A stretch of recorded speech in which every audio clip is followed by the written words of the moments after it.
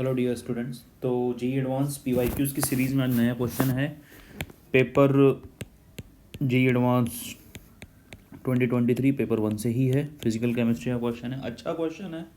और ये क्या कह रहा है कि हमारे पास इन अ 1 litre flask 6 moles of A undergoes, ये इक्विलिब्रियम है जहाँ पर हमारे पास ए जो शुरुआत में है वो 6 मोल लिया गया है इन 1 लीटर। ठीक है।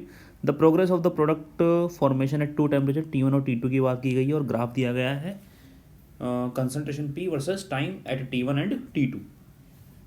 और बोला गया है कि अगर T1 is equal to 2T2 then ये कुछ कंडीशन सामने आएगी। तो इस कंडीशन को लेते हुए आप बताइए x की वैल्यू क्या होगी। ठीक है, तो शुरुआत करते हैं क्वेश्चन की सॉल्यूशन की। तो यहाँ लिख रहा हूँ पहले मैं A gas P gas at T is equal to 0 6 mole in 1 litre. तो मैं क्या बोल दूँ, कंसंट्रेशन 6/1 एट टी इक्विलिब्रियम। अगर मैं T1 टेम्परेचर की बात करता हूँ, T1 टेम्परेचर की बात करता हूँ, तो इक्विलिब्रियम पर ये कंडीशन आप इक्विलिब्रियम की देख रहे हैं क्योंकि concentration of P getting constant और वहाँ पर कंसंट्रेशन ऑफ P कितना है 4। तो ये कितना होना चाहिए 6 - 4 मीन्स 2। तो हमारे पास T1 टेम्परेचर पर जो इक्विलिब्रियम कांस्टेंट हो जाएगा वो क्या हो जाएगा, concentration of P upon concentration of A means 4/2। मतलब K1 क्या हो गया हमारे पास 2। इज इट और नॉट।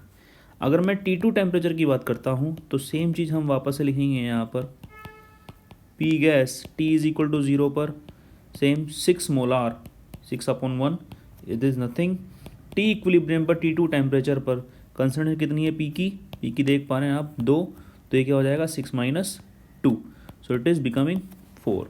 तो at temperature T2 what is the equilibrium constant 2/4 means 1/2। Is it और नॉट।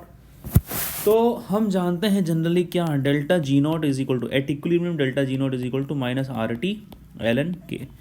तो टेम्परेचर T1 के लिए मैं लिखता हूँ delta G1 is equal to -RT/ln K1, delta G2 is equal to -RT/ln K2। हमारे पास K1 की वैल्यू है -RT/ln 2। सही बात है, सही बात है। ओके एंड इसकी वैल्यू है -RT/ln 1/2। ये भी सही बात है। क्या मैं इसको ये लिख सकता हूँ RT/ln 2। इज इट और नॉट प्लस में। अब मैं क्या कर रहा हूँ, ये वैल्यू निकाल रहा हूँ। तो delta G2 minus delta G1 क्या होगा RT/ln 2 minus RT wait this is temperature T1 temperature T2 T1 T2 T2। ठीक है, ये भी लिखना ज़रूरी है क्योंकि नहीं तो गलत हो जाएगा। ln 2 सही बात है। तो हम क्या बोल देंगे RT2/ln 2 प्लस R T1 की जगह क्या बोल रखा है 2T2/ln 2।